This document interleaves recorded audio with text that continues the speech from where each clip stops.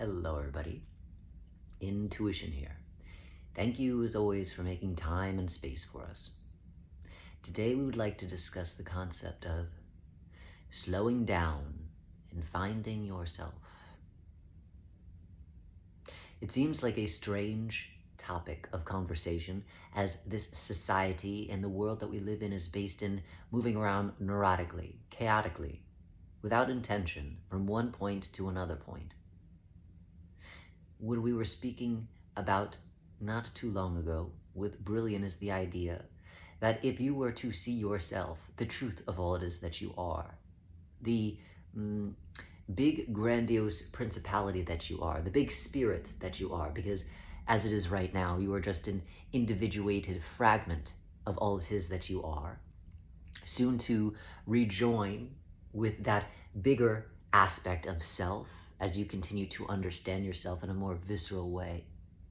But when you are rejoined with that big understanding of self, when you become from an individuation to a completeness, what you would see with your human eyes, as opposed to what it is that you are when you are in completeness, so to speak, you would be bored to tears.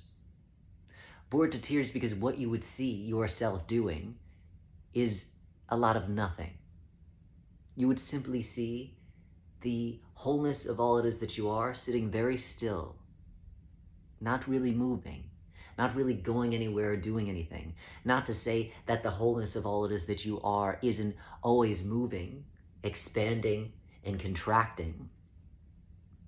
However, it moves at the rate or pace in which you would see a mountain move or a rock move. To the human eye, again, it doesn't seem like those things are moving. However, those things are constantly in influx, in changing. However, that change is not based in an instantaneous movement. It is based in a graduation of movement. It is based in the harmonics of not just one individual thing, but everything working together in tandem so that when the tree moves, the mountain moves. When the river moves, the mountain moves. When the air moves, the mountain moves. It all works in harmony together as opposed to one individual thing moving outside of the harmonic of the rest of the continuum. And so then therefore, what you would see with your human eyes is stillness, because we do not need to go anywhere. We do not need to go and eat because we are hungry. We're already fed within ourselves. We do not need to go over here to pick up our kids from school. We do not need to go over here to get to work. We have found ourselves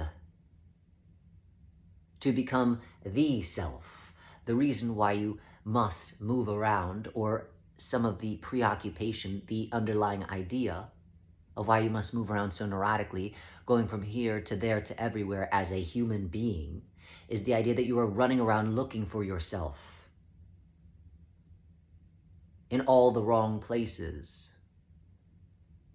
by forcing and moving into experiences that are outside of yourself, again, neurotically looking for other aspects of yourself, chips and other individuated fragments that you could start collecting and moving back into so that on some level you could feel the wholeness in which you are trying to move back into spiritually.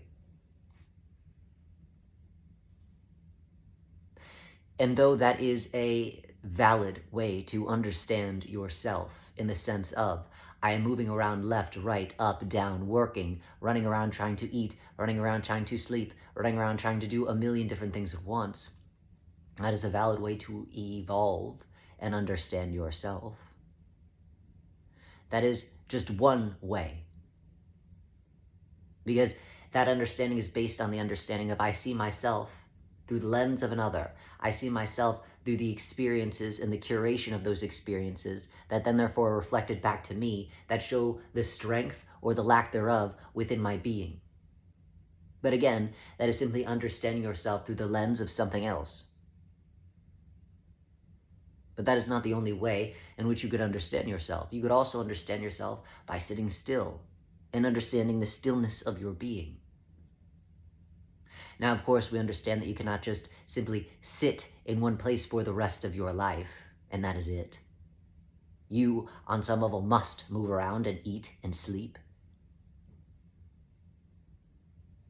However, there's a difference between running around without consciousness, without intention, haphazardly, as opposed to very intentionally doing those things with presence of mind and consciousness and energy that is moving in fluidity as opposed to forcefulness and rigidity.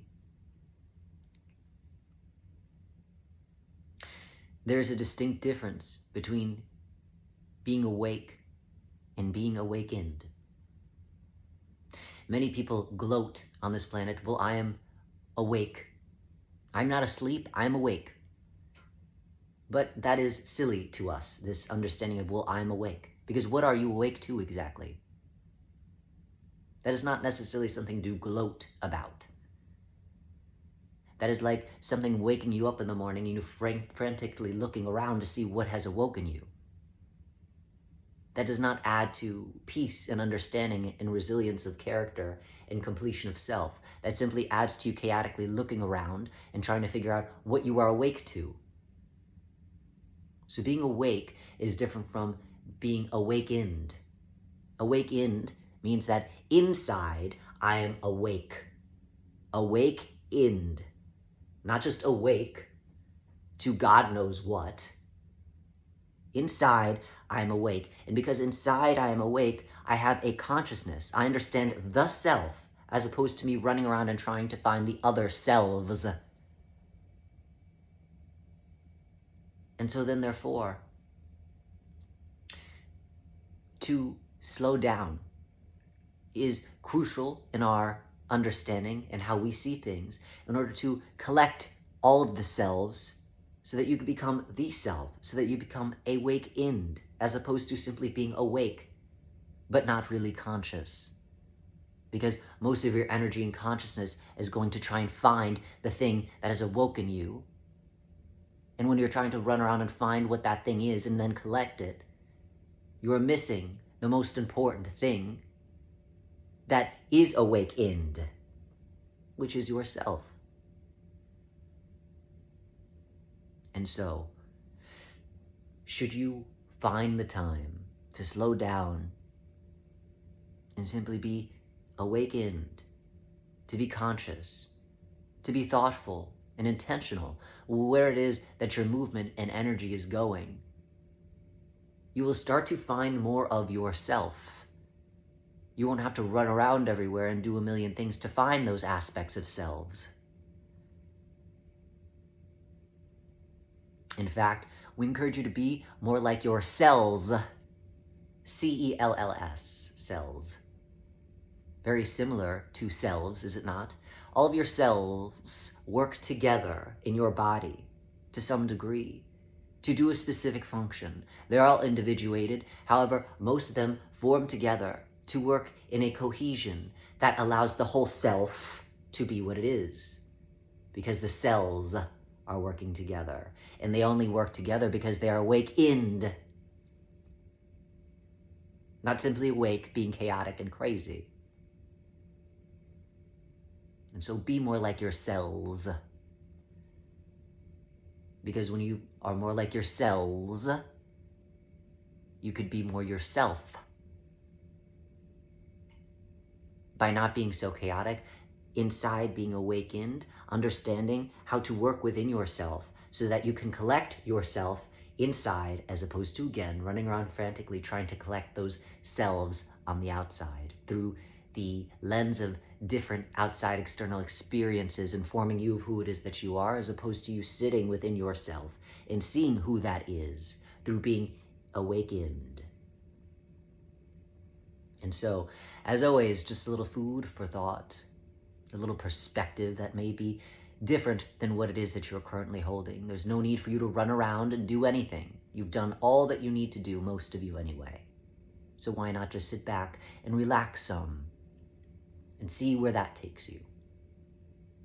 As always, thank you for making time and space for us, and we wish you well, finding yourself and acting in accordance with whatever that is. Well wishes.